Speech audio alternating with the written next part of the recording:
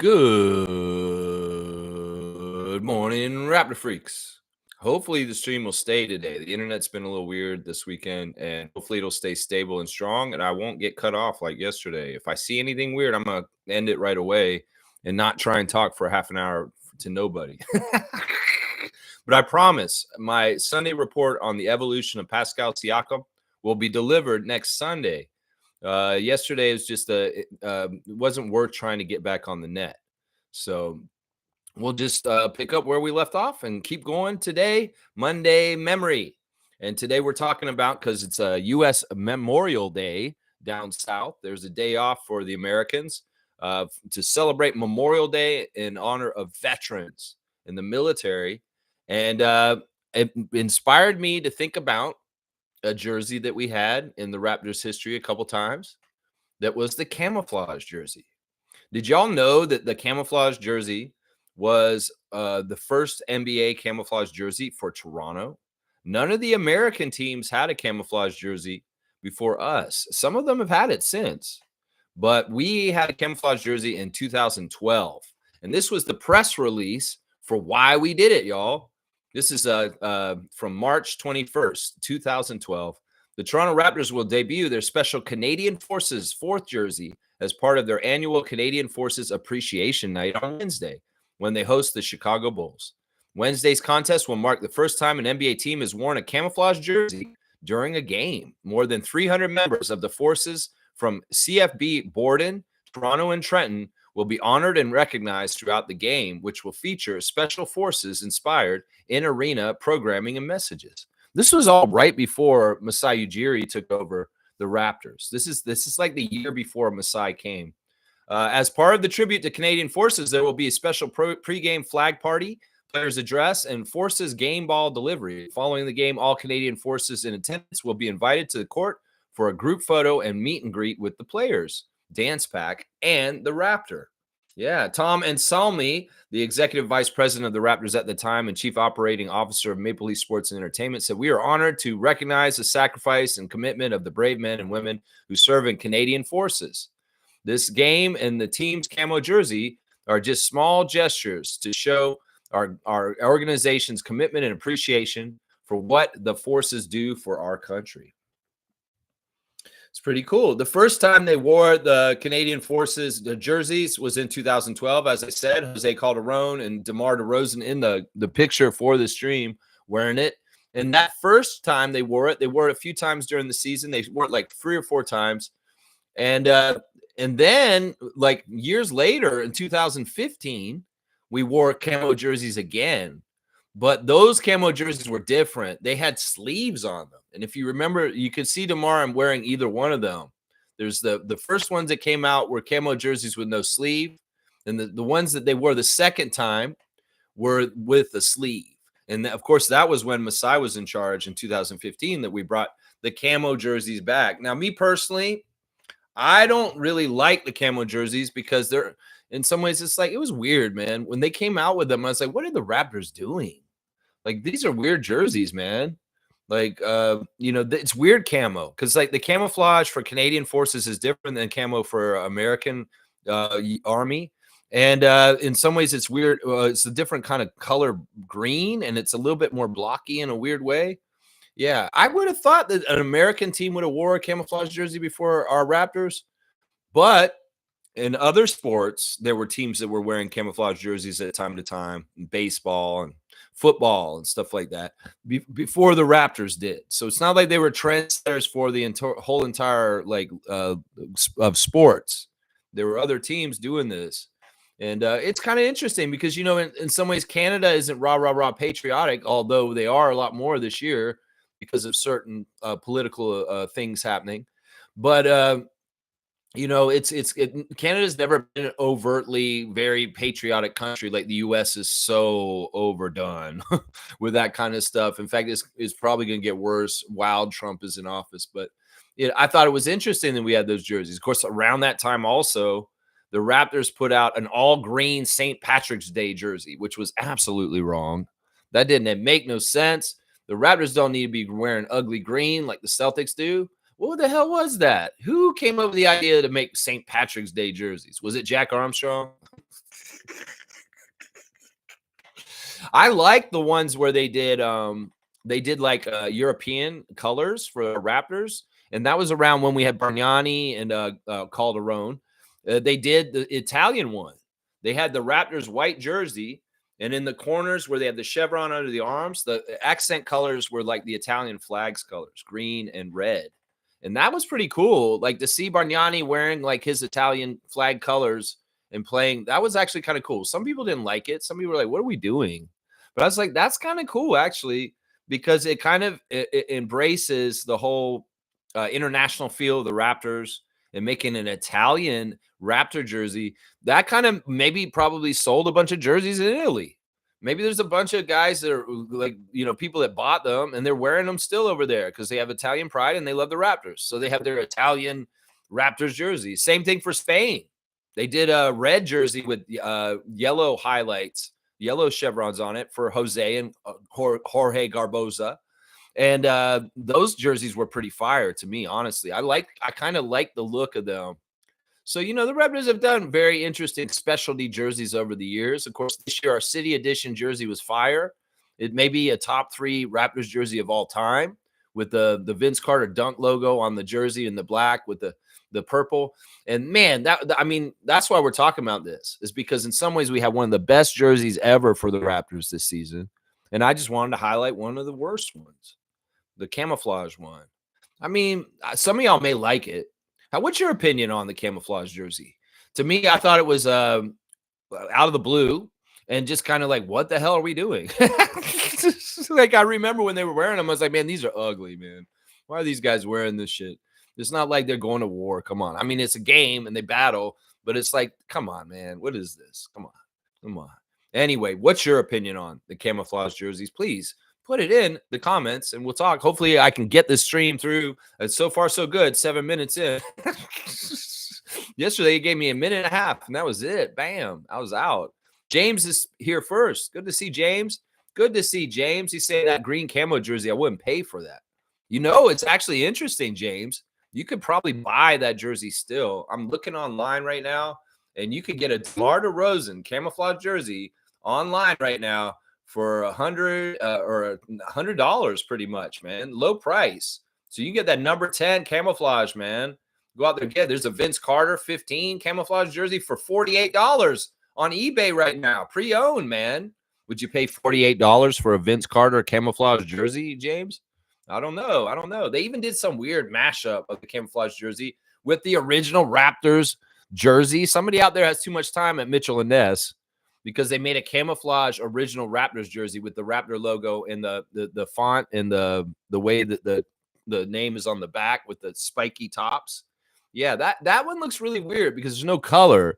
The Raptors original logo is white. It's very, very strange. I do like the DeMar one with the Canadian flag on the top there. That's pretty cool. So yeah, you could get it still, James. You can find these online and pick them up still. You can try and find a camouflage jersey. Raptors camouflage jerseys are a little weird, man. Trevor J's here in the house. Sometimes change whispers, and sometimes it straight up knocks the wind out of you. Either way, it's pushing you towards where you're meant to be. I like that. Maybe it's a gentle nudge sometimes. Maybe it's a rude awakening. Changes.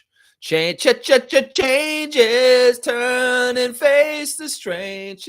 Changes. Yeah, we're going to do Tuesday trivia tomorrow. I'm not going to tell y'all what we're doing. I told y'all we do theme songs, but I don't know if I should do the theme songs. I've done theme song trivia before, and it seems like, okay, they get them when you're not trying to do this, but when you try and do theme song trivia, I think you did this before, Lex, and nobody could answer any of the songs, and it was a complete fail because it's like your humming and your singing is not as good as you think it is, Lex. So we're gonna figure something out, but it will be Tuesday trivia no matter what tomorrow. That's right. We'll see what it is, man. Thank you, Trevor J, for your words of wisdom, and thank you for all you do as a commissioner of fun. That's right. Trevor J saying Indiana gave the game away last night, up by 20 points. Yeah, I was disappointed to see that by the end of the game. They were in the driver's seat pretty much the whole game. They were, as Charles Barkley said, Indiana needs to beat them first game 3, to really demoralize them and really, really make them feel like they're out of it. And not only just beat them, but beat them bad. And it looked like they were following that script. The thing about the Pacers last night is they weren't getting any threes. I was like shocked. They had like 4 threes going in the fourth quarter. And I'm like, man, and they're winning. And then, like, they only got 1 more 3. So they only got like 5 threes for the whole entire game. That's bad in some ways. In some ways, this is the current NBA. You got to get, to win games these days, you got to get 10 threes in a game. It's crazy. But they only made 5. And they shot really well otherwise for most of the game. But then they went cold at the worst time. And New York started making their shots at the worst time. The fourth quarter, they outscored the Pacers 36-20.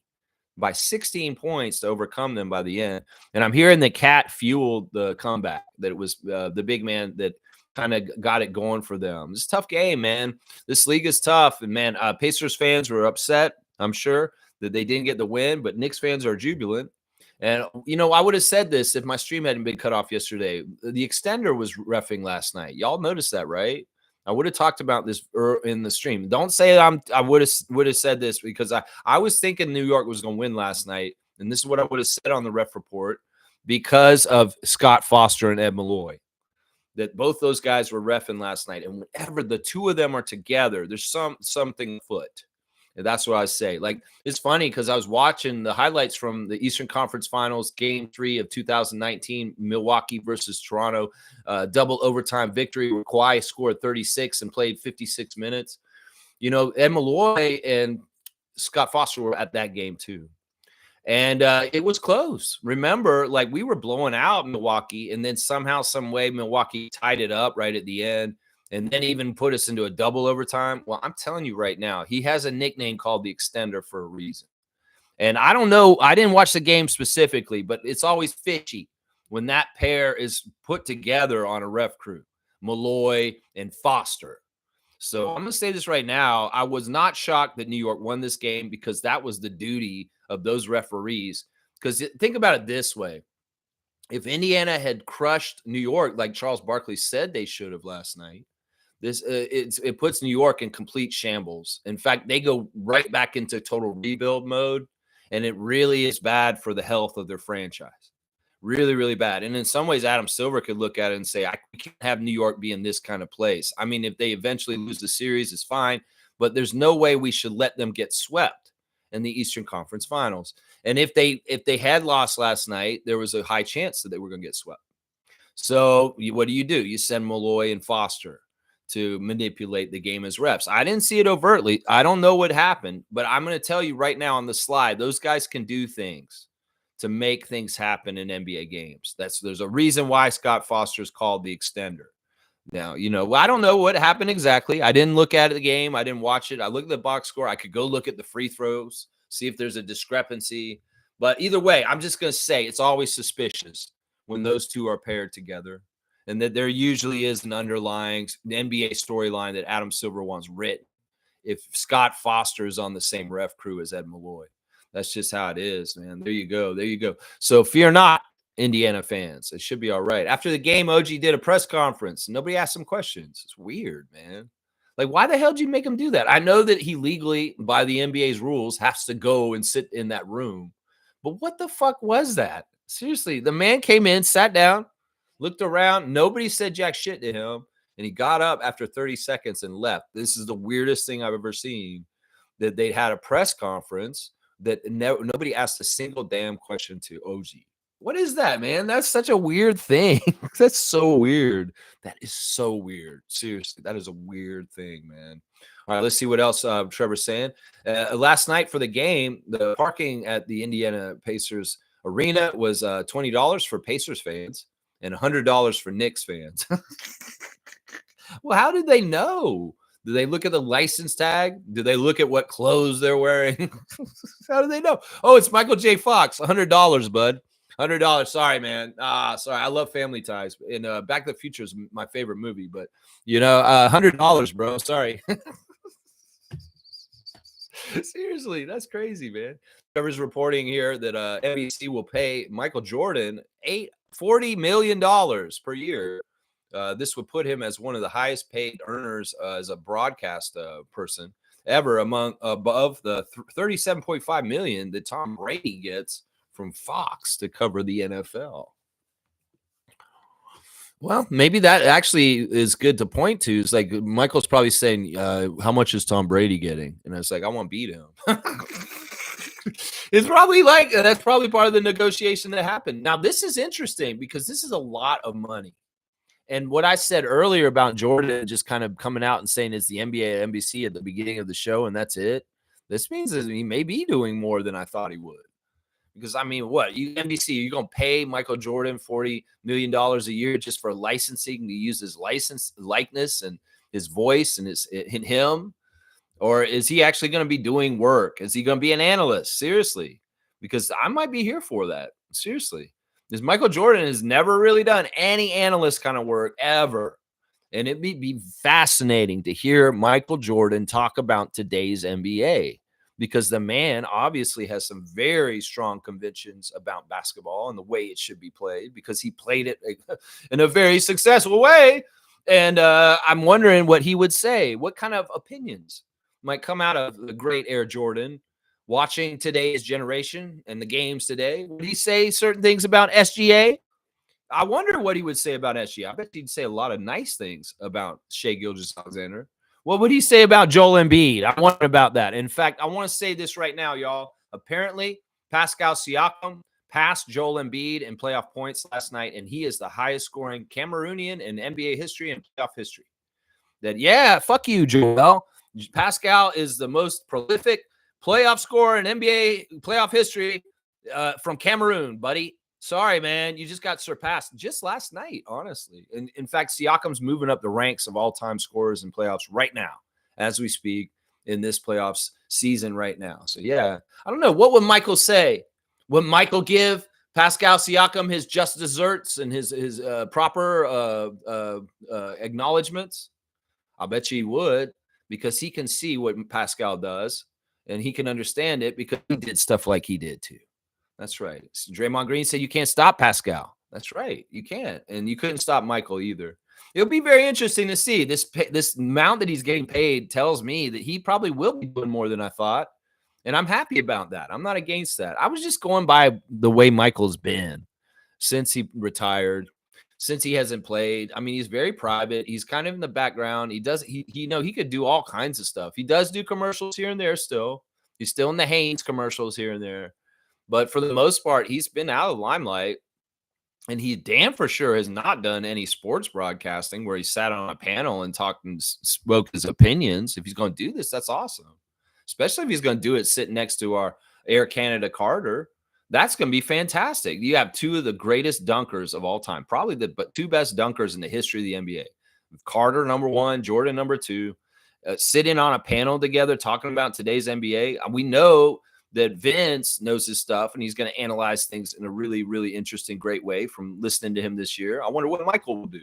What will this Tar Heel duo do on broadcast for NBC coming up? This is going to be interesting, man. I'm very intrigued. Let's just put it that way. Trevor's saying the Sparks beat the Sky and the Dream beat Connecticut Sun.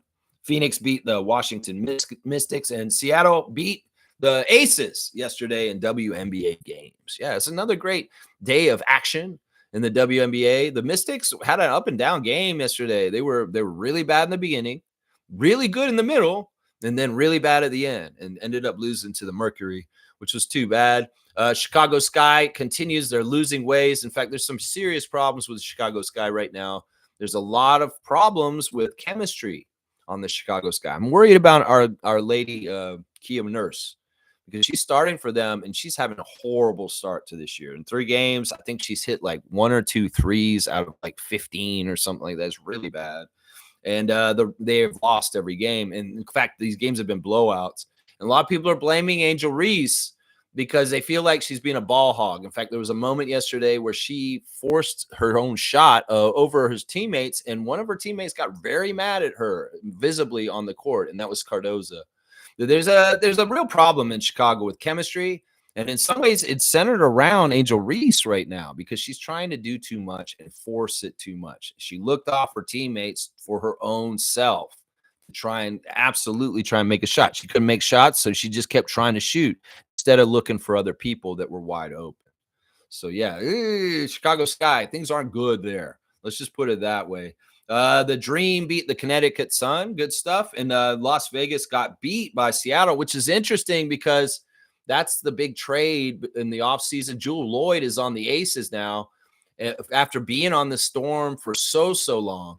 And it's a weird situation because she didn't play well against her own team on her new team. And the Aces are very, very human right now. It was like for a couple of years, the Aces were a juggernaut.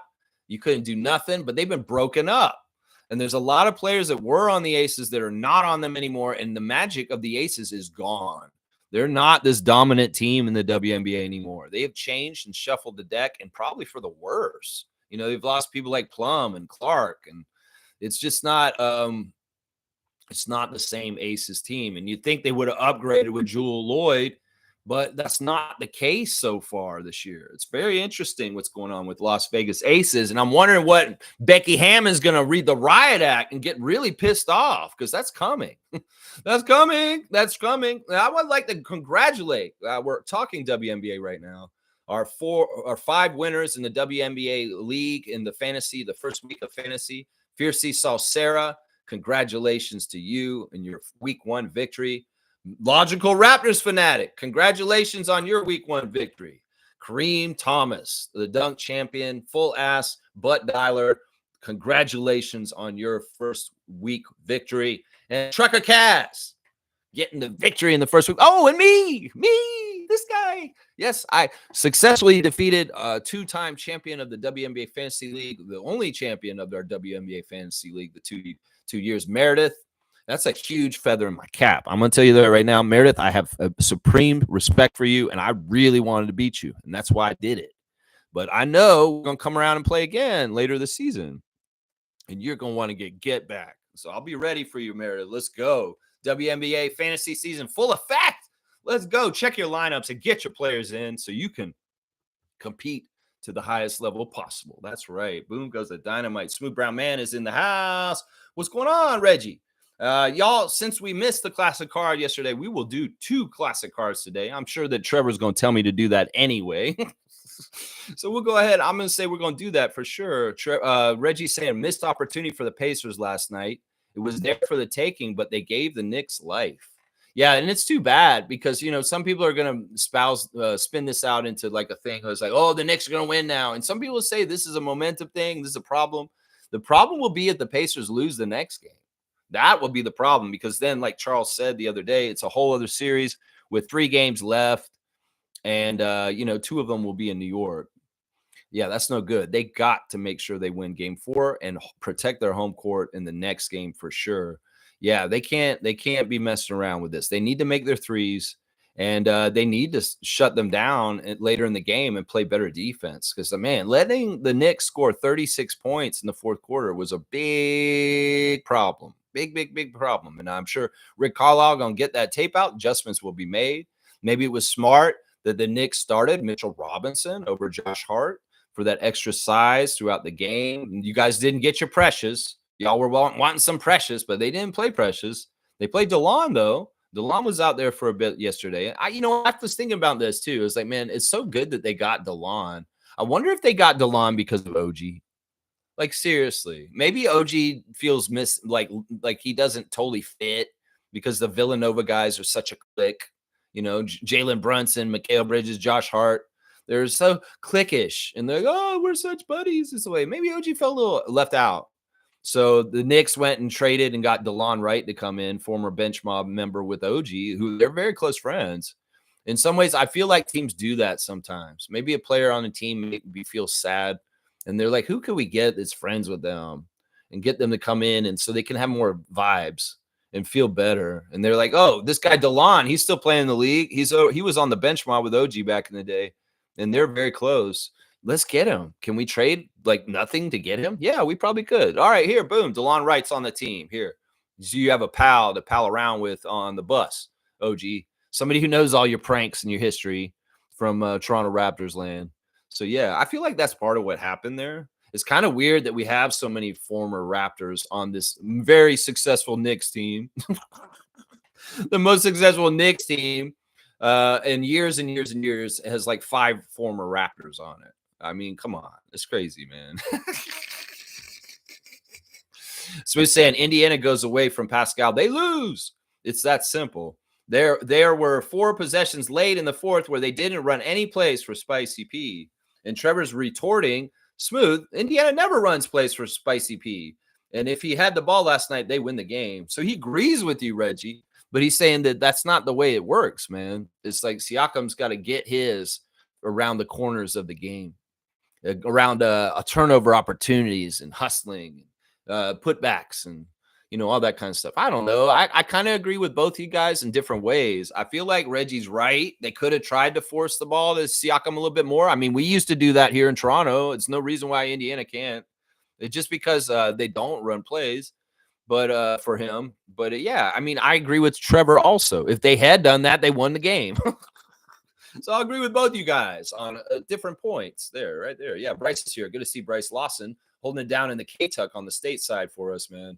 Good to see you, Bryce. What's going on, my guy? I don't know, guys. I kind of like the camo. We do a lot of hunting in Kentucky, so damn near everyone I know has some camo. I'm not against the style of camo. I mean, I understand people like to wear camo as a style choice sometimes. Sometimes it's very practical for their job, or they like to hunt like Bryce does. It's just it seemed like out of place. You've got to understand, Bryce. You live in Kentucky. I used to live in Toronto. I live out in the woods. I might wear more camo out here, but when I live downtown, it's a very urban center. And camouflage doesn't really go with the style of the urban multicultural center of Toronto. That's the thing right there. I mean, I like that they were honoring the military and kind of doing things to like thank them for their service and freedom and stuff like that. That's fantastic. That's what Memorial Day is all about. And that's what we're talking about today, is partly because of that.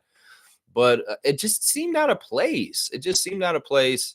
And like I said, because, in some ways, think about it this way. The Raptors have always been kind of because we're the Canadian team, we've always kind of been a left-leaning kind of or woke kind of organization. Like we've really been like it under Masai, but in some weird ways, because we were the basketball team trying to take over sports in a hockey world.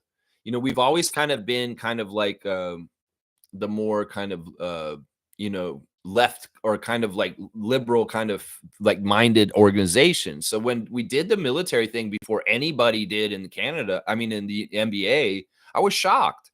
I would have thought maybe Dallas Mavericks would have wore military camouflage jerseys before the Raptors. I mean, considering it's Texas and their color scheme actually has some green in it. Stuff like that. But that's why it was really like that. But listen, this is great. We got somebody who thinks that the camo jerseys are kind of cool. Like, Bryce, would you buy one and then like wear it and go out hunting in it? Like, seriously, would you do that? That'd be kind of cool. You're out there in the country and like hunting and you're wearing a Terrence Ross 31 camouflage. That'd be kind of cool, man. I mean, that'd be kind of cool. James is saying, I want Knicks to win some games. Don't really want to sweep Indiana in 6. Yeah. I mean, I want that too, but that's risky, man. In some ways, I want them to just go ahead and get rid of them. In some ways, I wanted them to get humiliated, just like the Leafs. Seriously. And if the Pacers won last night and they're down 0-3, man, just think about where Knicks Nation is right now. And that's part of the reason why Adam Silver couldn't let that happen, is because he wants the Knicks Nation to be happy and not jaded like the Leaf Nation. And in some ways, the exit of the Knicks has to be handled gently. Because it's a similar, like I said, it's very similar thing. If the Knicks got swept by the Pacers, they're in shambles, just like Leaf Nation was last Sunday because of the Game 7 loss to Florida, because it's the same shit again. And that's the thing, I kind of want to see it. I want to see that. Now, if they only win the game last night and Indiana wins the next 2 games, I'll be very happy. Because like that will probably mean they're still in shambles. I think them losing the series will put them in shambles no matter what. But if it goes to Game 7, they won't be as much shambles. Maybe they will be, especially if it's close and it's like a Kawhi shot. They could be really in shambles if it goes all the way to the end and they have a chance and then they lose right at the end. Ooh, man, I'm thinking about all kinds of fun ways for Knicks Nation to be hurting. I don't know, man. I'm so wrong for it, I guess. I don't know. I don't think so. Trevor's saying, Lex, talk about inbound. Canada's rise as a global basketball powerhouse. I want to say thanks, first of all, to Trevor J for sharing that in our chats on Discord and Facebook. And I did watch that hour-long documentary yesterday, finally, and it is fantastic. 10 out of 10 rating from this guy on the work that the people that produced the inbound documentary was absolutely fantastic. In some ways, it wasn't about what I thought it would be about. I knew it was about Canadian basketball, and it was. Oh, it was. And the rise of Canadian basketball. But it really got into the nuts and bolts of, the phenomena and how it has occurred. And it's a topic we've been talking about recently. We talked about why is France such a hotbed of new basketball players coming like crazy. And we said immigration has something to do with it. And this is true with Canada too. And Inbound does such a good job of highlighting all this and going in depth on it. I mean, holy crap. I couldn't believe them getting everybody's family and stuff like that for that documentary. It was so touching and so nice. And I love the Canadian bilingualism of allowing the parents of Lou Dort and Benedict Mathurin to speak in French and not have subtitles and just let them come in. I mean, I understand French enough to understand that Lou Dort's saying, I am the mother of Lou Dort and stuff like that. But I found that documentary so charming, real, impactful, and promising, and in some ways inspiring. That's how I felt about Inbound. It's true. I mean, Inbound in some ways is a film that is about why immigration is a powerful thing, and it's a great thing. It gets sullied and boogeyman so much by the far right these days that, it's not fair.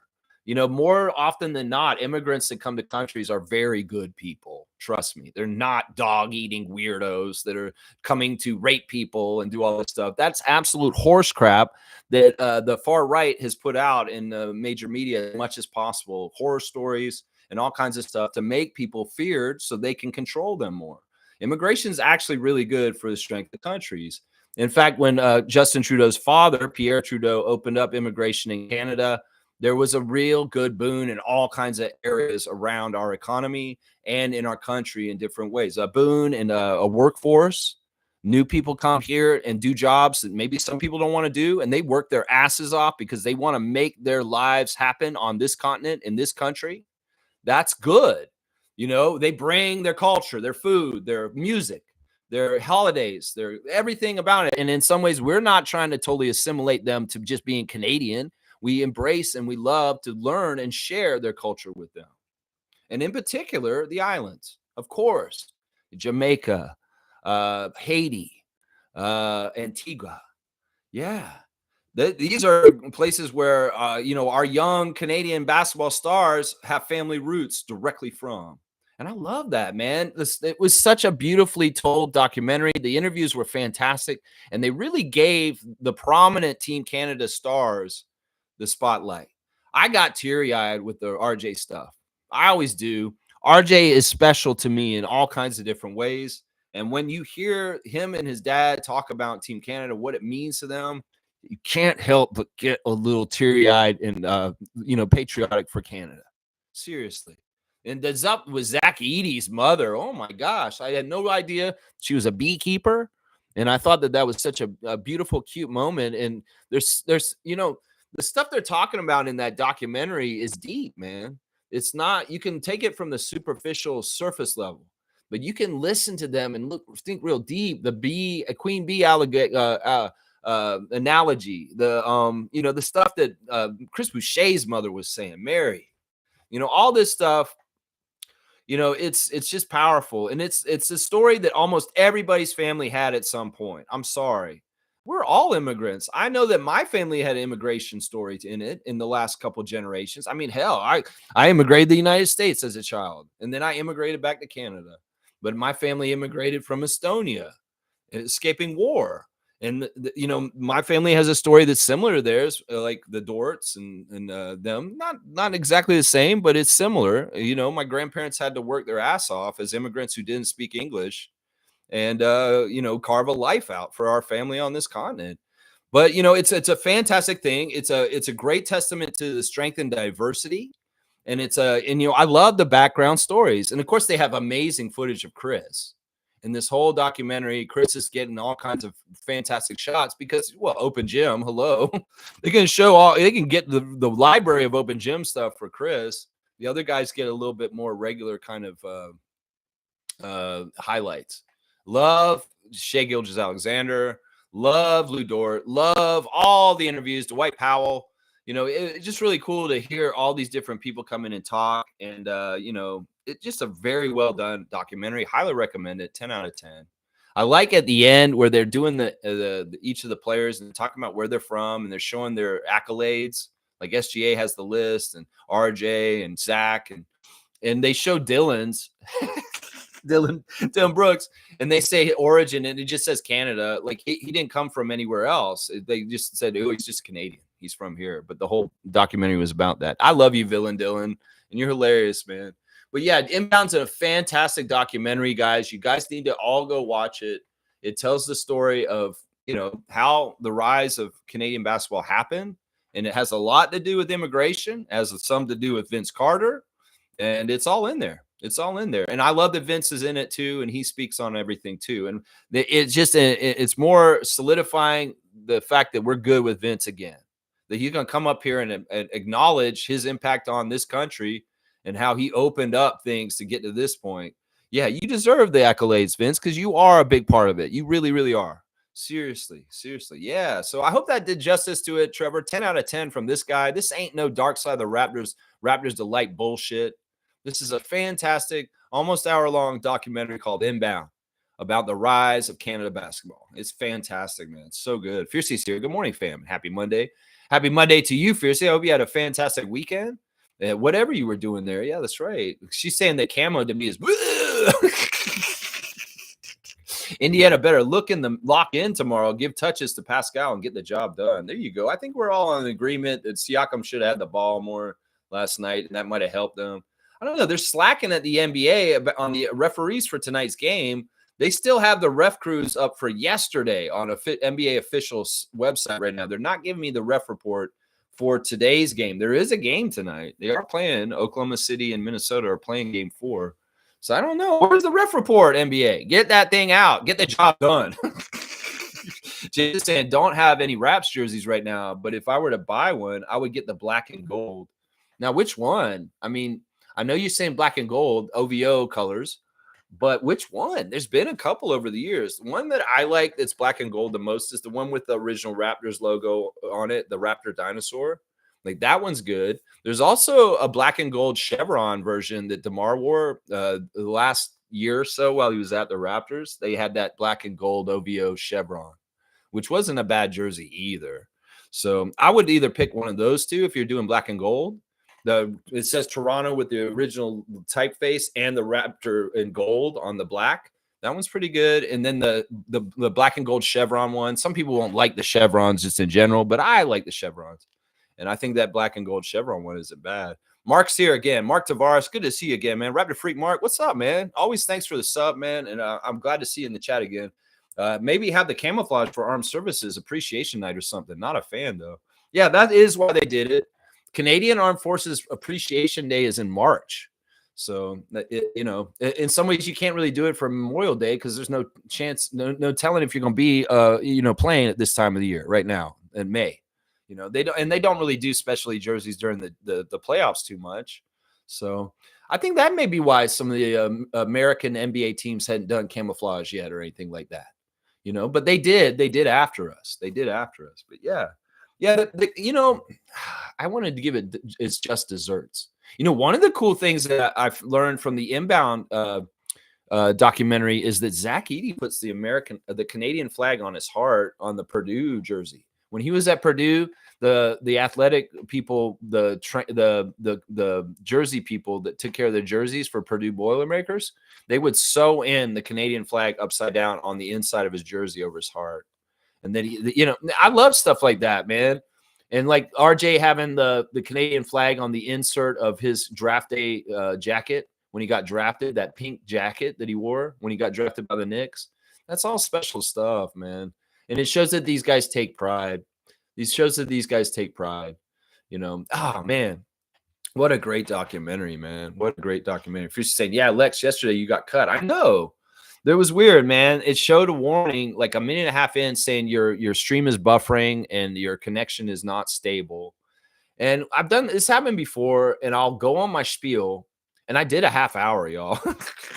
I did my whole report on the evolution of spicy peas. So I got a good dry run, but we'll do it again next Sunday, and y'all will hopefully hear it this time. But yeah, a minute and a half in, I start talking about how Pascal's dad wanted him to become a priest, and then boom, it cut me off. I started to talk about that, and boy, I have some great points. And seriously, I'm glad I got to do the test run. I wish y'all had heard it. But in some ways, yesterday was just one of those days. I got up, the stream didn't work. I stubbed my toe on a tile on the floor and broke it. Like, what is that? And then it just everything was blocking me yesterday. It was just one of those days, Limp Biscuit. Yeah, this was just one of those days.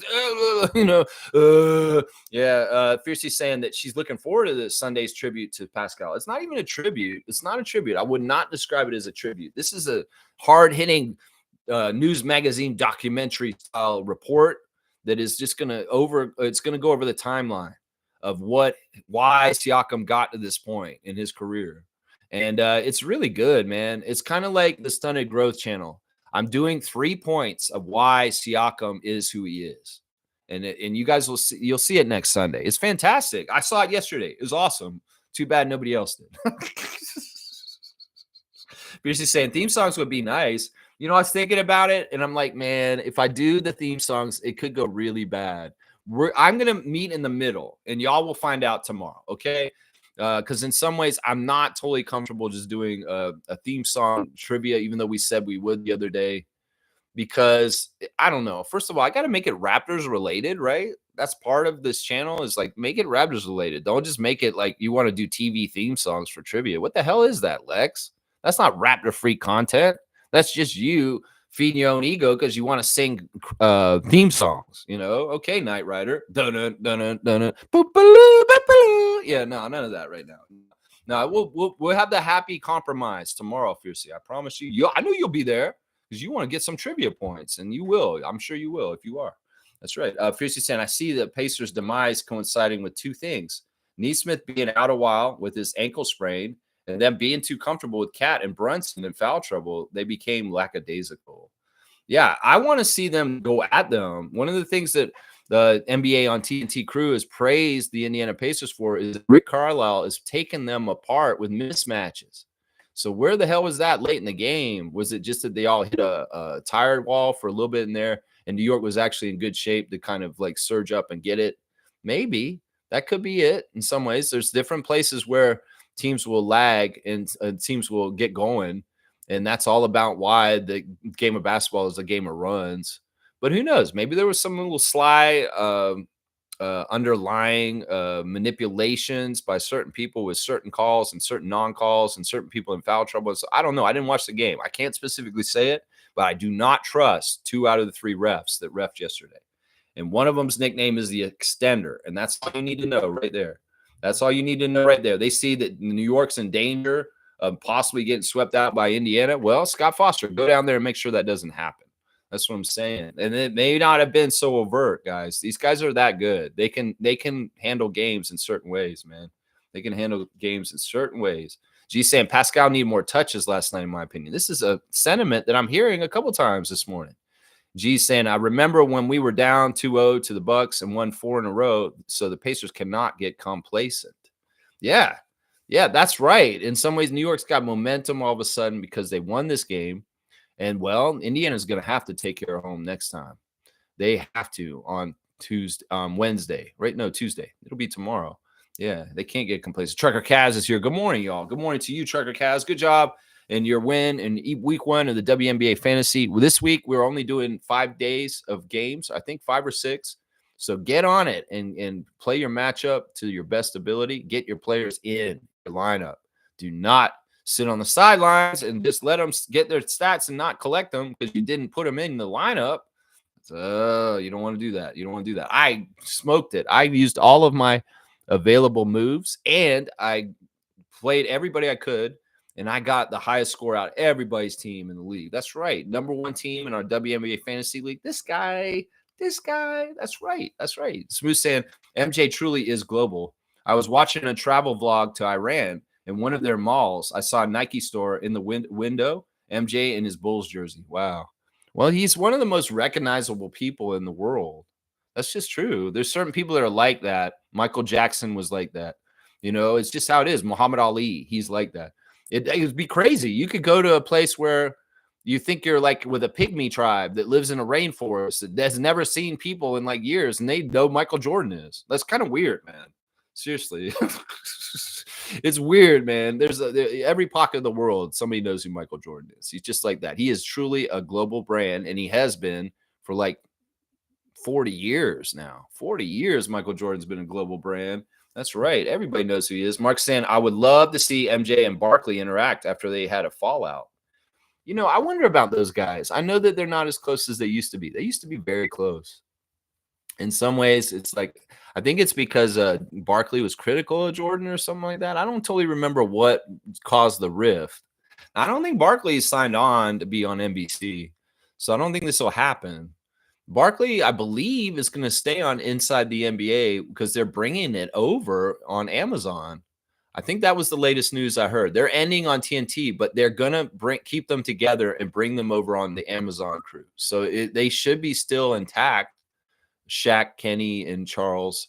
I don't know if Ernie Johnson's going with them, though. That's the one thing I would say. Ernie Johnson's been a TNT Turner employee for a long, long time. So was his father.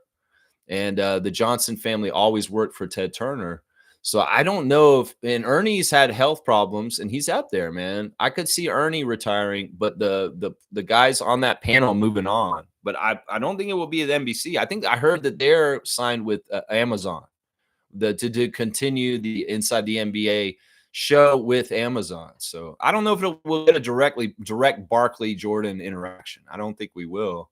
Good morning, Rapid Free crew from Stargate, the man that beat the machine. Yeah, fantastic stuff, man. That Inbound documentary really highlighted, things about immigration, things about all kinds of like stuff about society. It was fantastic. It's really like interesting because it's very political in some ways. Very political in some ways, especially in this climate that's very anti-immigrant right now that's going on with dumb stuff. But it's very honest about Canada's really bad immigration policies and how they changed and how it was a benefit for the country of Canada. It's very, very interesting stuff. And man, those stories are so powerful, man. To hear about people striving and achieving, coming here from the islands and stuff, the families of our great Canadian players that play right now. I didn't know that Jamal Murray had part of his family from Syria. It makes sense in some ways thinking about it, but yeah, Syria is one of his family connections in his family. I did not know that until I watched that. Very, very interesting. Let's see. G saying Boston must be okay. Where's G? G's right here. Boston must be helping you a ton with fantasy points. She's having a great season. Yes. Aaliyah Boston has been one of my best players. And I've been really active on the waiver wire, G. I've been really smart. I picked up Jade Melbourne before she started going crazy. And she's on my team too. And she's been huge. Gabby Williams has gotten off to a good start. Natasha Cloud, as people have predicted, has been really on a revenge tour on the Liberty now. Tina Charles has been solid too. And as well as Kelsey Mitchell of Indiana also. So I've had a good core roster that has really provided. And I don't even have Edwards back yet. She just came back yesterday. And I didn't play her because she was still in my injured reserve, but I'm getting her back now this week. And she's like one of my best players too, Aaliyah Edwards. So, yeah, I've got a pretty good team, G, it turns out. I wasn't sure after the draft. I was kind of shaky about it, but I made some good moves in the free agency, and I picked up some hot players that are going crazy right now. And in some ways, I might do that. I'll keep my bench. I'll keep my rock players like Boston and Edwards and Cloud, and then I'll rotate like players from the waiver wire to kind of fill in with some of the players that aren't that good. I don't care if I have a influx roster spot where I'm going to be dropping somebody and putting somebody in almost daily. That's right. Yeah. Seymour saying F the Knicks, F the Pacers. I'm jealous as F right now because I know if the Raptors are fully healthy, we take on both these teams, Raptors over everything. Yeah, I like this. I'm not gonna get mad at Seymour on any of this. Nope, not at all. F the T Wolves. I'm not gonna diss the Thunder though. We ain't ready to bark up that tree. Yeah, yeah, I would say that. Man, I can't wait for next season. It was weird. I was watching Inbound yesterday, and there's parts where Brandon is in New Orleans jersey playing against the person on the clip, and I'm like, oh, there's Brandon. He's playing basketball. And I'm like, oh man, look at Brandon. He's on the court. He's healthy. I want to see that in a Raptors jersey because I know it's going to be fun. And I know he's going to be really good. And I'm like, I forget about what Brandon can do. What can Brandon do? Let's see what Brandon can do for the Raptors, guys. That's what we need to see first. We need to see that first. There's all kinds of stupid stuff going around. There's a guy named Chris Davis or something like that. He's a bot account on Twitter, and he's putting out rumors all the time, bullshit rumors. And he's got one out on RJ right now, and it's on Reddit, and people are really mad right now at this thing. And they're calling it out. They're saying, you know what? This guy is a bot. Do not listen to this guy. Seriously.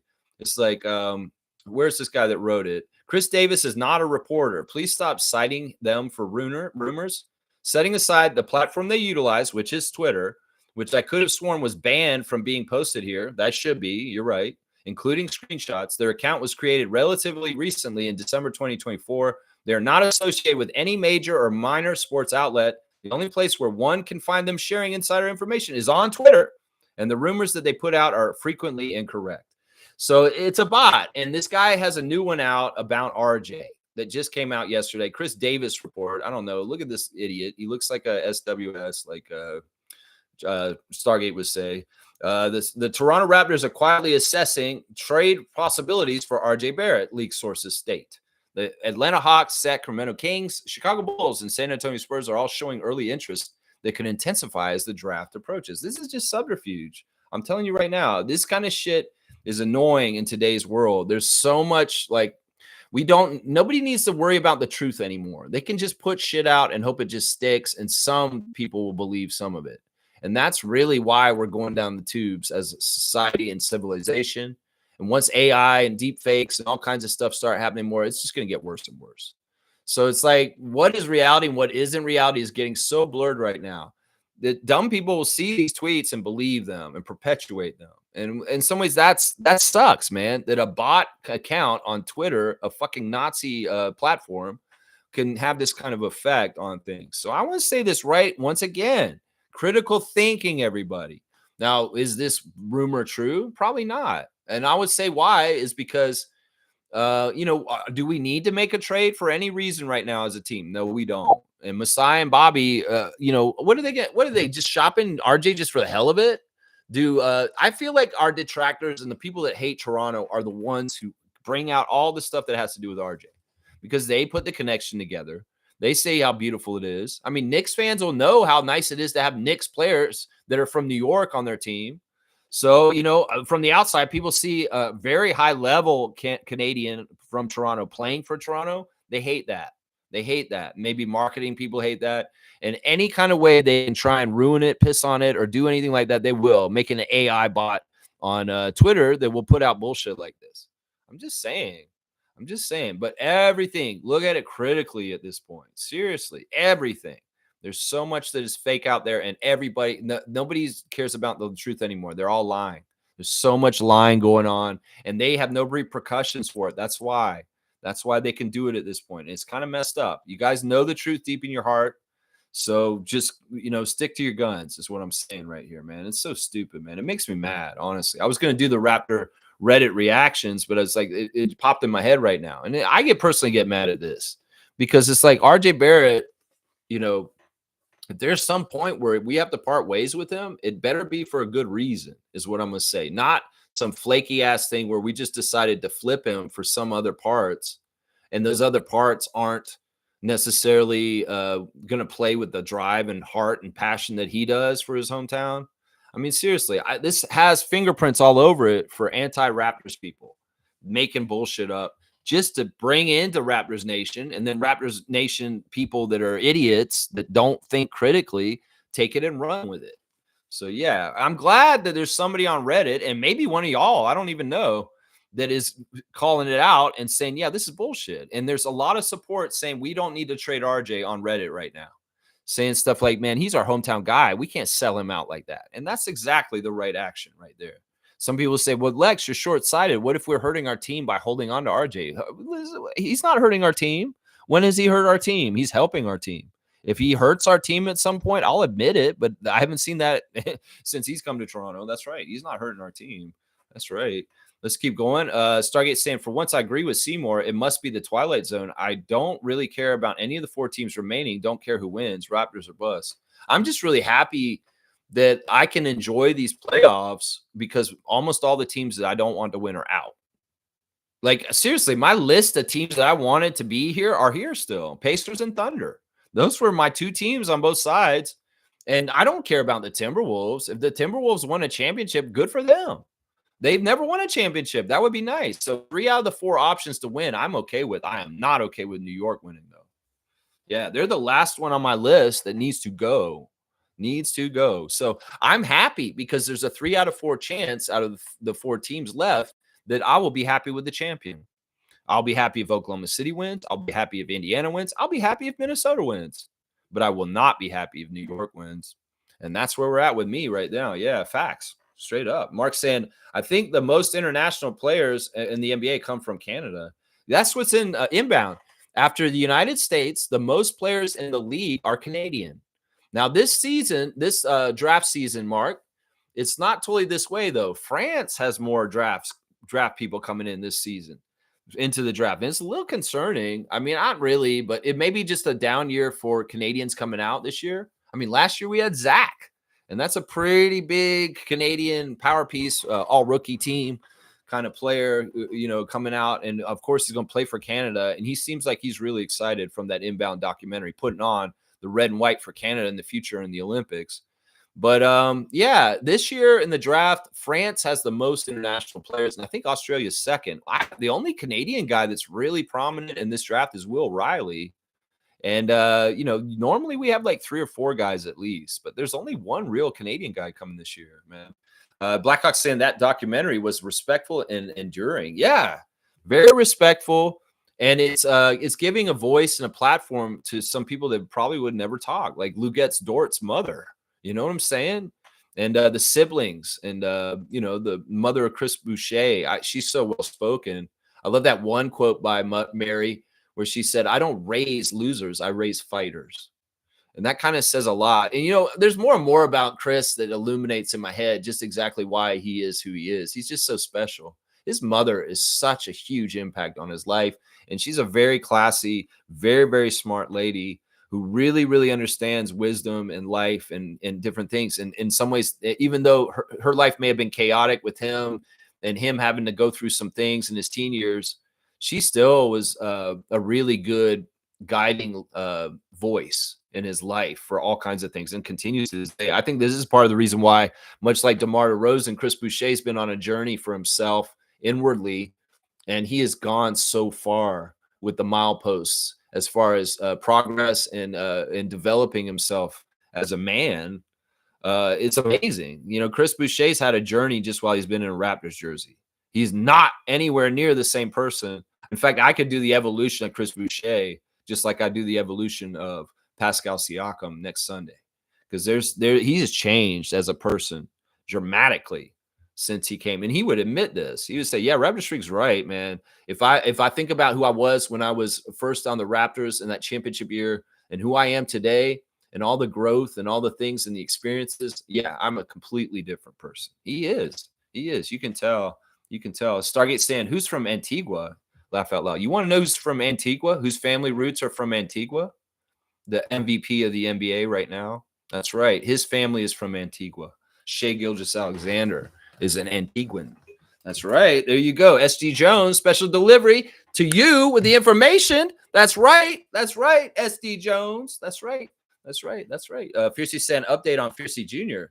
We won game 1 out of 3 at the Montreal crossover tournament, but it was a great experience for her as she was exposed to a higher division. The game they won, she contributed. That's awesome. That's fantastic. Okay, so they were 1 out of 3. And so that means they didn't win the tournament, but great experience, higher level competition, elevating her game and contributing on a meaningful level in a new place and level. This is fantastic, Fiercey MJ. Keep going, Fiercey Jr. I want to hear more and more. This is fantastic. So good weekend of basketball at Montreal crossover this weekend. Yeah, I love it. Speaking of young women playing basketball, Toronto Tempo Live was this weekend. It was fantastic. And let's go look at the Instagram stories to talk about it. We got Teresa Resch on here, and she was out in her Tempo signature jacket. And she had the old school shirt underneath. Awesome look, Teresa. You really are an icon for this franchise already. And man, she took so many pictures with so many different fans of all walks of life, female, male, young, old, all over the place. Fantastic event at Stacked Market this weekend with panels, speaking, all kinds of stuff. They had the huge logo out, and as MJ said, she thought that the logo looked really good. Yeah, I think the logo looked really good too, Fiercey. But yeah, 365 days away from the tip-off, and they're getting ready at Tempo Live this weekend. And such fun. There's a picture of her with a dog. Such fun times. I kind of wish I went down there, but I'm glad to see it was good support coming there for Toronto Tempo Live and all the people coming through and shooting hoops. So little girls out there shooting hoops, and the future is bright for women's basketball in the city of Toronto. That's right. Canada's team indeed, Teresa. Canada's team indeed. I wonder if I came down there and say, hey, I'm the Raptors freak. And she said, I know you are. I wonder if she'd say that if I showed my face at Toronto Tempo event. It was like, I come in and say, oh, you. She might point at me. I don't know. Maybe not. She'd probably be like, I have no idea who you are. That would be funny too. All right, let's see. Something happened last night in Montreal at the Alliance game. I don't know what the hell is going on there, but they got the leaf blower out because the floor was completely awash with moisture. It was dangerous. They couldn't play, man. They had everybody on the court with squeegees and rubbing it down, trying to get the moisture off the court. It sounds like that's really bad. I don't know what it is. You know, these arenas are hockey ice underneath, and sometimes there's a problem with moisture on basketball courts and shared arenas. And this may be an arena that doesn't have to deal with this too much. Actually, if I remember correctly, when we went to Montreal and played one of our preseason games against the Celtics in the last couple of years, we had a problem with the wet floor there too. So this is something I want to say to Montreal real quick. If you want to get an NBA franchise expanded to you, or even a WNBA franchise, you better fix your courts because your courts are too slippery. And you got to the point where leaf blowers are out to try and dry your court off. That's no good, man. That's no good. Montreal, figure it out. Get the balance right. So I'll say right there, get the balance right. They had like 40 people out there wiping the floor down. It's crazy. They made wiping the floor down a team sport in Montreal last night. But Chris was there supporting, of course, supporting his manager, everybody's uncle, and the team and the CBL from his hometown. You know what I loved in the Inbound documentary, how they highlighted Montreal, and those guys are really tight, man. You can see it all the time. I know that Chris is best friends with Lugetz. He's very close with Benedict also. And those guys in particular from North Montreal have a little bit of an extra edge to them than just the average Canadian. I'm just going to say that right now. Like, if you really think about it, Boucher, Mathurin, and Dort, those dudes in some ways are a little bit extra as far as like bringing what they're bringing. I mean, Dylan, you make me think he's from Montreal too, because he's in that category too, but no, he's from Toronto. But yeah, I love those guys. And I love that whole part about the North Montreal feel and what it's all about, and hearing the parents talk about it and everything like that. Man, it's such a good documentary. We got Jacoby Walter on his Instagram. A fan art picture was sent to him. In some ways, I have some problems with it, Jacoby, but it's okay. Maybe it was drawn a couple years ago or something before you were on the Raptors. But it's got Kobe Bryant, 24 Mamba, in the Lakers jersey, and then it's got Jacoby number 4. So that's telling me that it was before he came to Toronto, because he'd be 14 in a USA basketball jersey. But I love the fan art, and of course we know Jacoby's namesake is Kobe, and that's a nice thing to see. Jamal Shed is with a buddy. Shed got back to Houston. He's back in Texas because I seen he's at his favorite deli getting his favorite sandwich that he misses so much. But he's in the picture here with a lost character. I don't know who that guy is, but they're just hanging out. He's with his buddies. Coach Andrew Jones putting his daughter on blast on Instagram with her moves. She's working out and putting drives to the basket. They're running drills. And man, he's really getting his daughter Eva trained up. This looks like the Trent family gym. What's going on here? And she's very young and she's bombing and she's doing stuff. In some ways, she's got to, as Coach Andrew Jones said, work on her form a little bit, but mostly very good. Let's see what else is going on Instagram. Who's next? Oh, they're talking about Eric Smith's talking about 6 years ago yesterday. The Raptors beat the Bucks to advance to the NBA Finals. What a big day. We're Eastern Conference champions for the first time ever. And it's a glorious day. But it happened yesterday, or it would be the Monday memory today. It happened yesterday, or it would be the Monday memory. 6 years ago yesterday. Then Banyani's got his daughter on blast on his Instagram. I don't know what's going on there. Norman Powell getting all the birthday love. I did not get to say happy birthday to Norman yesterday because I was cut off, but it was our great Raptors champion Norman Powell's birthday yesterday. Happy birthday, Norman. We love you up here in Toronto. Always will. And I love seeing all the love for you all from all over the place. Also, happy birthday to Colin Castleton, current Raptor. Yeah, it is. It was Colin's birthday too yesterday, y'all. So yeah, a little late on the birthdays, but hey, I had technical difficulties. I'm sorry I couldn't get there to say happy birthday. So many birthday wishes for Norman from all over the place. I see a Raptors jersey there. There you go. Understand the grind. That's right. And get somewhere like Norman Powell in your life. There you go, Norman. Lloyd is putting on blast. Lloyd and the crew are putting on blast the guy, Jay Jordan. He has been committed to, what school is that? I'm not even sure what school he's committed to. CB, Boston College? Is he committed to Boston College? Either way, Lloyd, Jay Simpson, and Scotty are all appreciating this guy getting through to college. He's getting committed there. Jonathan Mobo at church yesterday saying, have a blessed day, taking a shot in the church service yesterday. And he's also putting on blast the guy that I just talked about, Lloyd putting on blast, Yasirski. So it's obviously a friend from their friend group that is elevating himself to the next level. There you go. AJ Lawson at court side, waving to people. I guess he's at a CBL game. He's yelling across the court. Yeah, AJ is just having the best summer, man. He's just got a different light to him right now. Seriously, man. I mean, once you've achieved a dream of playing for your hometown team in the NBA, man, it's like you got to be kind of floating on air. I feel like that's how he is right now. He's been floating on air. He may have been a little weird in his NBA career playing for Dallas and even on the Long Island Nets last year. But when he got brought here, everything just kind of clicked in and everything was right. I feel like that's what's going on with him, his energy. Yeah, Sunday, May 25th, Temple Live at Stack was an event, y'all. It's too bad if you didn't get there. Share the shot and get down there for they had all the panels going and everything going on. Lily Singh and Mariah Amber and Nab Bhatia, everybody down there for the Toronto Temple Live this weekend. They had a live artist painting in the rain. Beautiful, beautiful art, basketball hoop. Very, very cool. The merch store was a vibe. People down there buying all kinds of Toronto Temple gear and items. It was just a huge success. I can tell this Toronto Temple Live event this weekend. I love that, man. I love that so much, man. Good job, Teresa. You guys are kicking ass. There's the young fans playing basketball out there. The hustle from two young ladies playing basketball out in the rain, honestly, on the court at Toronto Temple Live yesterday. Good stuff, man.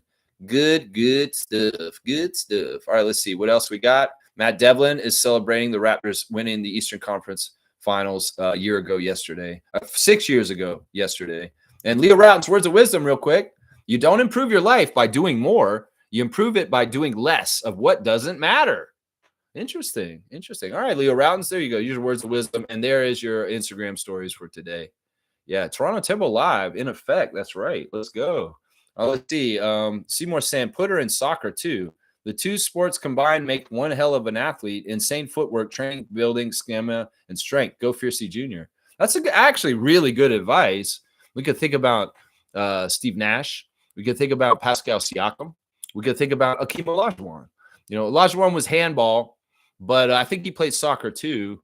And, diversifying your sports is smart. It really is. And he's exactly right. You get such good stamina playing a lot of soccer and the footwork.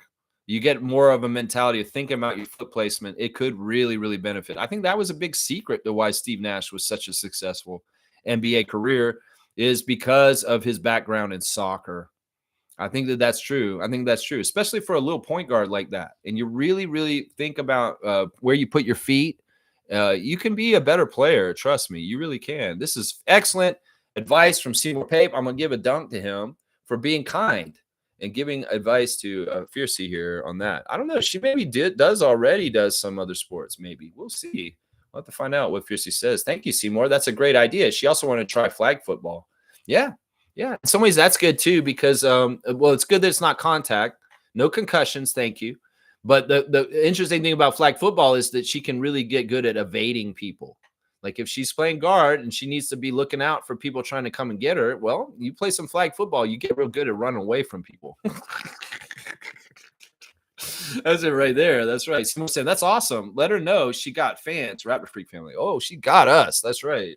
She's got us by a proxy and a association. That's right. That's right. She got us. That's right. Trevor's saying, do movie trivia? Maybe at some point. That's not a bad idea, Trevor. I might do a movie trivia, but it won't be in the way you think. Let's just put it that way. Tomorrow we're going to do trivia. I've already figured out half the questions in my head. I just got to write them down on paper. I'll do it after the stream today. But yeah, we're going to do a trivia tomorrow, and it'll be old school Lex style trivia. None of this AI, nothing from a book. And yeah, I'm going to do it my way because in some ways, my way's been the best way. Honestly, I enjoyed that Chris Boucher trivia last week. It was fun, man. It was fun. But we're going to do a trivia tomorrow. I don't want to tell you what the subject is, though, because I don't want people to study up before. I don't want people to study up before. Neil saying T-Wolves and Knicks were supposed to win Game 3. They had to show what they're made of or get the hell off the court. Now it's time for the Thunder and Pacers to show their counterpunch. Adjustments. It's a league of adjustments, especially at this point in postseason. And you're exactly right. It was put up or shut up time for Anthony Edwards and Jalen Brunson in these last 2 games. And, well, they had to put up or they were gone. They're really, really gone. You're exactly right, Neil. It's now or never. It's now or never. You better win now or you're not going to get anywhere next because you're gone. Yeah, that's it right there. Stargate saying this is a area in Halliburton's game that is very immature. He doesn't understand the concept of deferring. Yeah, and Angel Reese doesn't either, apparently. But no, I mean, you know, it's weird because in his interviews I've heard this weekend, he's very much saying his first priority is to help his teammates get scores. That's what he said in the interviews. Like, Coach Carlisle wants me to be the point guard, and he wants me to distribute, and that's what I'm supposed to be. And then analysts are saying Tyrese Halliburton's a true point guard. I've never thought that. When people say that, they're trying to sell him as a true point guard. I'm like, bullshit. That man shoots all the time. It's like, when is he passing more? I know his stats show that he does get assists. Then he does connect with people, and he does make those plays. So there's evidence that he does. But in some ways, is he really a true point guard, or is he a guy who likes to shoot and he does get assists? I don't know. There's a difference there. I don't think he's no John Stockton. That's what I'm saying right there. I don't think he's no John Stockton. Mark Tavares is saying, yeah, Barkley had mentioned their fallout was over Barkley being critical of MJ as an owner. Yeah. Yeah, it was the Washington Wizards stuff. And maybe even the stuff with Bobcats. I think it was the Bobcats, actually, when he was owning with the Bobcats. And yeah, it is what it is. I mean, it's ego, honestly. In some ways, you know what? If you're not friends with Charles, it's probably because you're lying to yourself. Because Charles is the truth. That's what I say right there. That's what I say right there. Mark's saying, yeah, I know MJ and Barkley will be on the same broadcast. Will not be on the same broadcast, but would be if they were. Yeah, it would be cool. It'd be cool. There's all kinds of weird grudges and weird things that, around the NBA that would be weird. Like, what if, some point, what? One of the things I realized is this. Scott Foster got hurt this year, right? He was out for a long time because of his injury, and he's come back for these playoffs, and they're using him a lot in these playoffs since he got healthy. And it's making me wonder just a little bit. And also I'm wondering about his nemesis in San Antonio. What if they're playing chicken with each other right now? Because I think both of them are going to retire soon. And what if both of them retire right around the same time, but they're trying to see who will go first? I'm telling you, it's weird stuff like that. Chris Paul and Scott Foster. Now, who's going to retire first, guys? Let's put it in a chat right here. Who will retire from the NBA first between Scott Foster and Chris Paul? Because I'm wondering about this. I could see either one of them retiring in the next year Who will retire first? And are they playing chicken to see who will? It's a very interesting thing. And I'm just thinking about this because Chris Paul obviously is near the end of his career, but I think Scott Foster is too. I think Scott Foster is too, especially if he's getting injuries with his legs and running up and down. And there could very well be that Scott Foster is not going to be able to play and run next year. And that he's doing his last hurrah. And that's why he's working so many playoff games right now. I may be completely wrong. And this guy's like, oh, the money's too good, Raptors freak. I'm not going anywhere. The mob's got me in this for life. I can't do shit. It's not even my choice. I don't know. I don't know what's going on there. I don't know exactly what's going on. But I feel like there's a little bit of a chicken there, isn't there? Don't you think? Don't you think? There's a little bit of a chicken going on there. A little bit of chicken game there. Let's see. All right, I lost my place. Let me get back to it. Trevor's saying Boston. She's a great problem this year. No answer for her. Yeah, my player, Aaliyah Boston, and she's on Indiana Fever. Yeah, she's been fantastic. That 1-2 punch I have from Indiana, Kelsey and her has been great. Has been great. And I don't even have Caitlin. That's right. I don't even have Caitlin. Kareem saying, why is Sam Presti acknowledged by the NBA as the best GM in the league? Dude made one good move with stupid-ass bomber for Paul George, and now he's toked as some great OKC's been shit. Masai killed their past 365. Okay, I don't totally understand that last part, but I mean, I'm okay with this. This is the thing. There's like a just like with coaches, it's kind of like Spoelstra, Popovich while he was still around, Kerr kind of thing, and even Nick was in there for a while. You know, there's a top tier of the profession, and we're in the top tier with Presti. Now, of course, the U.S. is going to focus on Sam Presti more, and they're going to talk about how great he is. But, you know, they know Masai's in that group with him, that if there's 3 GM offices that absolutely crush it, it's Oklahoma City, Toronto, and probably Miami or San Antonio. So, no, we get our just due. It's just that, you know, Oklahoma City is charging to get their Larry O'Brien, and they're in the spotlight. And Sam Presti, you got to give him credit. Sure, he fleeced the Clippers when he got SGA.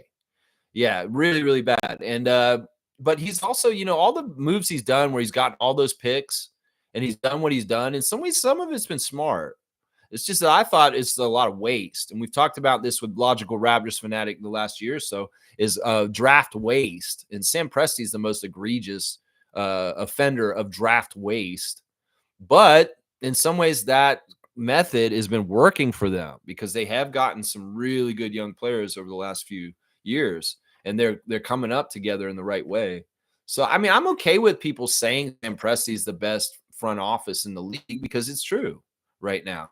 In some ways, when Masai hits on all these rookies from last year and the couple of years to come, when he hits on this draft this year, then they'll come back around and they'll say good stuff about him. But, you know, Charles Barkley is going to carry that flag from Masai no matter what. You say he's one of the best GMs along with Sam Presti. Like I think a lot of people would put Masai in the top 3 around the league, although they didn't do well in the front office GM polls this year. But that's more because the Raptors were not a playoff team and they only won 30 games. So Cass says, I can't wait to see Ingram play in a Raps uniform, man. I can't either. I hope that we see it. I mean, this is the thing. Chris Davis, fake AI bot from Twitter. Why wouldn't you put Brandon Ingram in that trade instead? Seriously, I'm saying this. If anybody really wants trades to happen in the Raptors world, we're trading Brandon Ingram because the man even showed up, and we don't know if he's going to add good or not. But if there's a deal that's really good, like Giannis in some sort of way, well, Brandon Ingram's got to be the big piece that goes somewhere else. Not one of these guys who's already played with us, and we've already discovered what they're going to do. So I would say this. If trade people really want to trade, the only person I have on the table is Brandon Ingram, and that's really only because he hasn't shown up and played yet, and it wouldn't hurt us if we traded and flipped him already. That's what I say to that, yeah. But I want to see him play for us, and I don't want us to do any trades. But if these trade people are so crazy, I say, this is my compromise. Y'all can trade Brandon Ingram. There you go.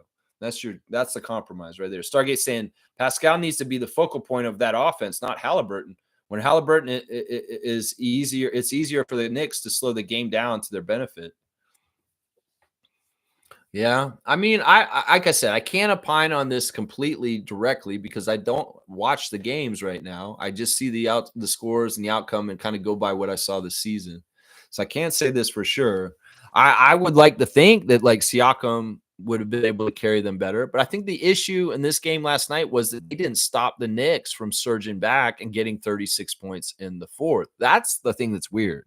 It's not necessarily the choices of the Pacers on offense. They should have buckled down and stopped their asses, and that their defense should have been better. The Knicks are not supposed to be scoring 36 points in a quarter, especially a fourth quarter when they're coming back to beat you. So they need to hold them down better. I think that's what I would blame is the Pacers need to hold down the Knicks a little bit better in late game situation. And you know what is I think it's also since the game runs and things turn so fast. The Knicks didn't shoot well for most of the game, but they turned it on near the end and they got feeling better, and that's part of it too. The Pacers shot well for most of the game and they went cold in reverse. So it's like it's a game of runs, and the runs went the wrong way at the end of it. And once again, runs can be helped or manipulated by the ref crew, is what I'm going to say right now. If Indiana starts getting going, Ed Malloy could call a stoppage of play all of a sudden and go watch cartoons on the screen for a little while if they feels like the energy is shifting in Indiana's favor. They can feel that energy and they surf it like a surfboard, and they kind of guide it sometimes. Seriously. Half the time when the refs do a long review at the table of watching a play, that ices the game. And that is a very useful tool for the referees if a team is building momentum that they don't want to. Let's just put it that way. So y'all that watched the game last night, was there any instance last night where it seemed like Indiana was starting to build something and they called the whistle and called the dead ball for like 5 minutes to go stand around at the counter and look at the TV screen? That's a huge move with ref manipulation right now, just so y'all know. I see it a lot these days. That's right. Let's see. Randolph's here. Good to see Randolph Phillips. Morning blessings, beloved Raptor Freaks. Most informative gang, not because others believe the lie, makes you the object of their truth. Stay true to who you are. Listen, they're going to try and distort reality. They're already trying to. In fact, Trump has a hotline in the States for people to call if they go to a historical site, and if the historical site talks about slavery or anything that America did bad, they want them to report it so they can whitewash it and erase it. You can do that all you want, Trump administration, MAGA world, but you cannot change history. History happened, and people will know the true history because we know it. A lot of us are educated. You think we just snap your fingers and everybody just forgets like Men in Black with the little neuralizer?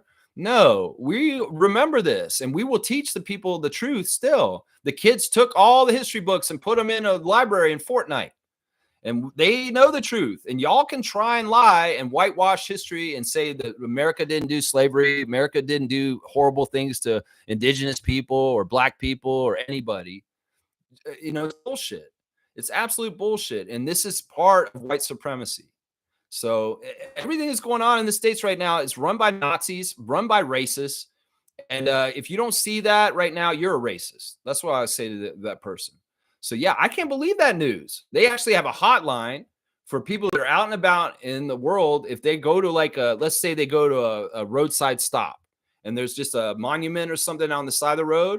And if it says somewhere on there that this happened and this happened with slavery or this, if they feel like it's bad look for U.S. or say, oh, that's bad history, that makes us look bad, that's an ugly part of our history, they can call a hotline and the U.S. government will come and take it down and edit it so that it only talks about sunshine, rainbows, and good things. It's crazy. I'm literally telling you, this is a fascist president who's trying to change the world to an image of what he wants the world and everybody to think. We know the truth, and this is the word of wisdom of what Randolph is saying here. We know the truth. And just because other people are going to try and do this doesn't mean we go with them. That's part of the resistance, is to stay on the side of understanding reality and the truth of history, because they're going to try and disregard it and throw it out so that we are doomed to repeat it. They want to repeat it. They want to repeat it. When Kamala said last year on the campaign trail, we are not going back, she meant that, and we shouldn't have. But Elon bought the election so Trump can play little dictator, fascist, Nazi bullshit. And that's what's happening now. In some ways, the American people need to get up off their seats and fucking fight this motherfucker as soon as possible. Because if you don't, you're going to have to do it at some point, sooner or later. Or fall into Nazi Germany. Keep going that direction. That's where y'all are going. Seriously. Thank you, Randolph. Blessings to Phyllis family and all the Raptor Freak families. Yeah, I can't believe this guy. The audacity of this bullshit. Seriously. Stargate saying, I really like Benedict Mathurin as a player. However, I think his development has plateaued a bit in Indianapolis. We kind of talked about this, and I don't totally agree with you. If he was here or in a place like San Antonio, I believe his game would be better. I don't agree with this. I don't. I know that it's because he doesn't start is why you're saying this. I don't agree with this. In some ways, look, Benedict in some ways is fine as being a bench scorer. In some ways, he's kind of like a Ricky Pierce guy. In some ways, look, this man's going to probably hopefully win a championship or go hot further in the playoffs if he was like a main guy on a shitty team like Charlotte or something like that. So it's like, look, I don't think Benedict's upset. At some point, at no point have I heard Benedict is unhappy with his situation in Indiana and his position on the roster and what he plays off the bench. So I don't think it's an issue. I think you're making up something that is not an issue for him. You think he's plateaued? Well, a lot of people think Scotty's plateaued, and I don't think that's true. They gain experience either way, and some of the gains are not visible and in the stat sheet. So Ben Mathurin's gaining valuable playoff experience right now, and he's going to be better for it. There may be a chance for him to leave Indiana and he becomes a starter somewhere else, or Indiana changes and he becomes a starter. It's all in due time. He's still a very young player. We have to remember this. He's been in the league for 3 years. Now, you name those teams. I think he might be able to start in San Antonio, but I don't know if he starts on the Raptors right now. If you brought him to the Raptors and we had the exact same team we have right now, he might be a bench player like Oshai. So I can't get with you on this. I don't think he's plateaued. I think he's fine. And I think it's just you think that he logically should have progressed to being a starter. And that's the whole reason why you think this. I love disagreeing in some ways. And that's all this is. It's all due respect, Stargate. Seymour saying they added 3 new beautiful courts in the court downtown of Calgary. And the Surge players are actively participating at all the 3 courts. The city is embracing the team the right way. That's awesome, man. That's really, really cool. Did you have a comment about the Surge? You're kind of like in between the Surge and the Sky Shooting Stars because of where you're at. I may have been a comment that I see later on for a second. But yeah, so Calgary Surge is going off pretty good over there in the Mountain Central Time, the Mountain Standard Time. That's cool, man. I like to hear that. Yeah, CBL season is in full effect. Let's go, Scarborough Shooting Stars. Let's go. That's right. All right, you want a classic card? As Trevor said, I'm going to do 2 cards today because we missed yesterday, and I need to fill in the sheet. Stargate saying, oh, wow, I didn't know SGA had Antigua a background. How did I not know that? Everybody knows everybody back home. I have to make some calls. There you go. Stargate is maybe I'm somewhere related to the MVP of the NBA. Maybe, you might be. Yeah, you might be. Yeah, I think Nickel, obviously, too, if he's his cousin. That part was really cool. It's like Nickel saying, like, I don't think of him as my cousin. He's my brother. We're that close. And I love all the little clips with the SGA saying, I've learned the most about my game and studied Nickel Alexander Walker. That's how I got good. Those guys are cool, man. I like the Alexanders, man. They're cool, man. Let's see. Yeah, there's where Seymour said it right there. I'm stuck between the Shooting Stars and the Surge. You got your hometown roots and your current roots where you are right now. And Scarborough and Calgary, baby. No, none of these River Otters or whatever, different other teams around the league. He's got 2 teams in the CBL he roots for. Seymour, go to CBL games for Calgary Surge this season. I'd love for you to go and let me know what it's all about, man. Seriously. Smooth saying, Pacers have to win game 4. They have to respond. Sick of the pro New York bias. Me too. I've really enjoyed the clips of New York fans in shambles, and I want more of those. So go on and get it, Pascal. I want more of those. That's right. I do not want to see a turnaround in the series. Pacers do not choke. That's why I said Tyrese Halliburton. You went too early with that. After game 1, you do not do the choke after game 1. You do it after the game you eliminated the other team. And I love hearing Charles Barkley politicking for John Halliburton, saying, Adam Silver, come on, man. You punished him enough. Let the man come to the game 3, Indiana and Knicks. Come on, man. He learned his lesson. He did something stupid, but he learned his lesson. Let him come out there, man. Free John Halliburton. Free John Halliburton. Oh, so good, man. So good. All right, I see Kaloy's here. Good to see Carlo JS. Morning, Lex and Raptor Freak family. Pascal and Indiana almost got to 3-0, and the zesty Knicks pulled it off. I like my conference finals to be competitive. I do and I don't. I just see the value in like getting swept out in the humiliation, Knicks Nation, in the fun of it. In some ways, it's like if they had gotten swept out, I would have been like, yeah, good job. You know, you beat the Celtics, you got them out, and now you're getting your ass beat out yourself. So in some ways, I'm looking for blue and orange tears. Is what I'm looking for next. That's right. That's the next thing on my checklist for the playoffs. Come on now. And I'd like to have it happen sooner. Yeah, Seymour saying, I thought SGA was Jamaican descent. All good with the islands, though, represent. It was both. I think he's Jamaica and Antigua, but I don't remember exactly. Y'all watch Inbound. You'll see it at the end. You'll be like, oh, yeah, there it is right there. There it is right there. You know, where these guys are from. They list them, you know, and it's cool that they add Zach in there and they have the little part about his mom being Chinese and her immigration story. Because that's what this movie really is about, the immigration stories of the parents of these Canadian players. And it's awesome, man. RJ Barrett and his dad, SGA, Nickel with SGA's dad and training them. And yeah, it's just good stuff, man. It's a really good documentary, guys. You guys got to watch it. Yeah, Blackhawks saying Chris Paul is prepared to retire at 80. Yeah, I don't know if the NBA will let him hang around that long. I don't know. It could very well be Chris is leaving this summer. I don't know. What's the plan with San Antonio and him? I don't know. If he's going to stay there, Pop's not going to be back there. I think that Chris could go anywhere if somebody wants him. That's the whole thing. That's another thing is, does somebody want him in the league? We're going to have to find out. That'll get answered this summer. Kareem saying Scott Foster will retire a day later after Chris Paul. His job has been completed. That's what I'm wondering about. In some ways, Scott Foster could ref longer, but he is kind of one of the older refs out of everybody in the reffing right now. He is one of the oldest refs in the league right now. So it's got to happen at some point, Scott. Does it have anything to do with Chris Paul? Let me go see if they've updated the refs yet for tonight, because they have been dropping the ball on this. Nope, they still got the ref crew from yesterday up. I think that the person who updates the NBA official ref assignments is taking Memorial Day off, is what it is. It's the long weekend in the States, and this guy or gal, whoever does it, is not doing their job. They're taking the day off, you slackers. I want to know who the refs are for Oklahoma City and Minnesota tonight. Come on now, get back here. Get in here and tell me what the refs are. That's right. You have not released it. That's right. Kaloy saying, just had breakfast and I opened Discord, and what do I see? Trevor's crab and shrimp picture. Getting hungry again. Yeah, he's a menace in some ways, but I love it.